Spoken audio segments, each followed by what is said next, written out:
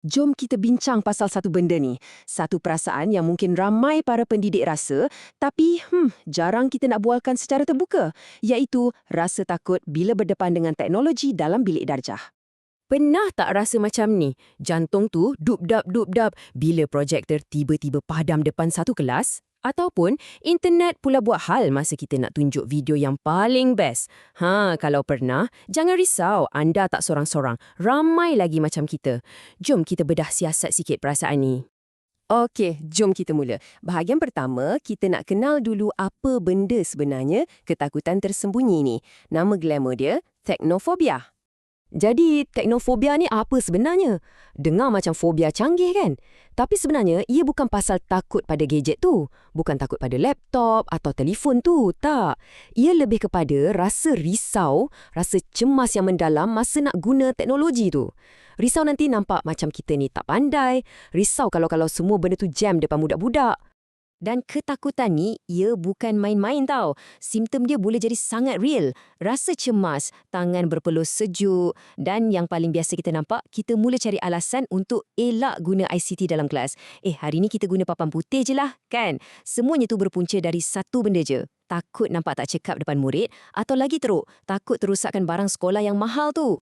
So, apa jadi bila kita biarkan rasa takut ni?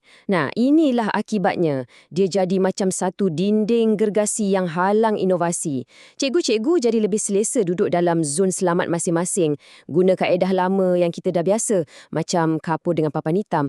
Bukannya sebab cikgu-cikgu ni tak nak berubah, tak. Tapi sebab rasa takut tu yang sekat langkah pertama tu. Okey, sekarang jom kita tengok apa sebenarnya tembok gergasi yang saya sebut tadi. Percayalah, puncanya mungkin bukan apa yang kita sangka selama ni. Selalunya, kalau orang tanya, kenapa tak guna teknologi, jawapan standard kita apa? Alah, device tak cukup, internet sekolah slow gila, IT support pun tak ada. Ya, betul. Semua tu memang masalah. Tapi kan, halangan yang paling-paling besar sebenarnya datang dari dalam, dari kepala kita sendiri. Ia pasal sikap kita, kepercayaan kita dan yang paling utama, apa yang dipanggil minda tetap atau fixed mindset.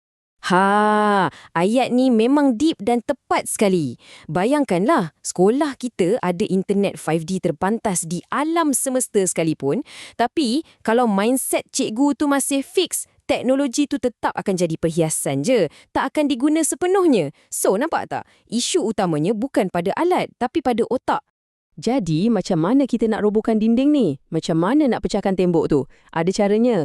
Kita kena buat mindset upgrade. Kena tukar dari minda tetap kepada minda berkembang. Growth mindset.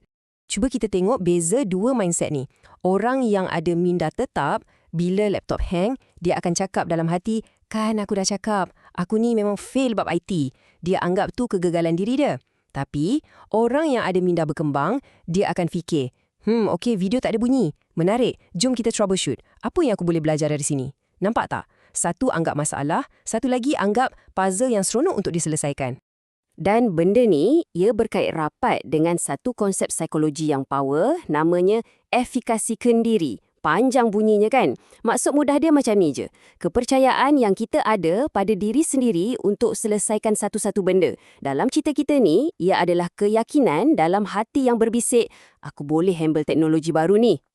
Okey, so macam mana nak bina keyakinan ni? Senang je. Jangan terus nak panjat Gunung Everest. Kita mula dengan bukit kecil dulu. Cuba buat satu benda digital yang simple. Contohnya, buat satu kuis guna Google Forms. Bila dah berjaya, kita akan rasa satu kemenangan kecil. Best kan rasa tu? Rasa best tu lah yang akan jadi minyak untuk kita cuba benda yang lebih mencabar lepas ni. Alright, teori dah settle. Sekarang masa untuk praktikal. Jom kita tengok macam mana nak bawa semua ni masuk ke dalam bilik darjah. Kita nak jadi cikgu pro digital. Zaman dah berubah, jadi peranan kita sebagai cikgu pun kena upgrade. Ikut standard ISTE, kita ni bukan lagi setakat penyampai maklumat. Tugas kita dah lebih besar. Kita kena jadi pemimpin yang tak loket kongsi idea-idea best dengan cikgu lain. Kita kena jadi warga negara digital yang tunjuk contoh baik pasal etika online. Dan yang paling penting, kita ni role model yang boleh cetus inspirasi ke anak murid kita untuk guna teknologi secara kreatif dan beretika.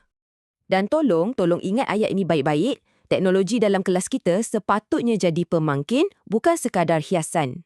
Apa beza dua benda ni? Macam ni, pemangkin ni bila teknologi tu betul-betul tolong mudahkan topik yang susah. Contohnya, kita guna simulasi untuk ajar sains. Kan nampak jelas? Itu pemangkin. Hiasan pula, bila kita guna teknologi semata-mata nak nampak canggih. Macam buat slide PowerPoint yang penuh dengan animasi pusing-pusing sampai budak pening kepala. Itu bukan bantu, itu ganggu. Jadi cuba tanya diri sendiri, apa yang saya guna dalam kelas hari ni? Pemangkin atau hiasan? Dan kita kena realistik. Masalah teknikal tu memang akan jadi. Itu lumrah alam. Jadi, cikgu yang pro sentiasa ada plan B. Macam mana? Simple je. Pertama, cek semua wayar dan equipment 10 minit sebelum kelas mula. Kedua, sentiasa ada backup dalam pendrive. Tak ada internet pun tak apa.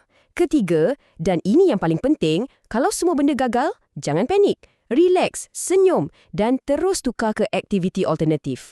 Murid akan nampak cikgu mereka tenang dan profesional. Itu pun satu pelajaran penting untuk mereka.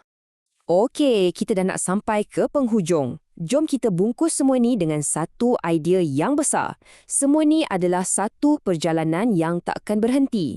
Ia adalah tentang pembelajaran sepanjang hayat. Cuba kita imbas kembali. Ingat tak dulu kita guna projektor OHP yang besar gedabak tu? Lepas tu datang zaman PC desktop. Sekarang, kita dah cakap pasal virtual reality, pasal artificial intelligence. Gila kan?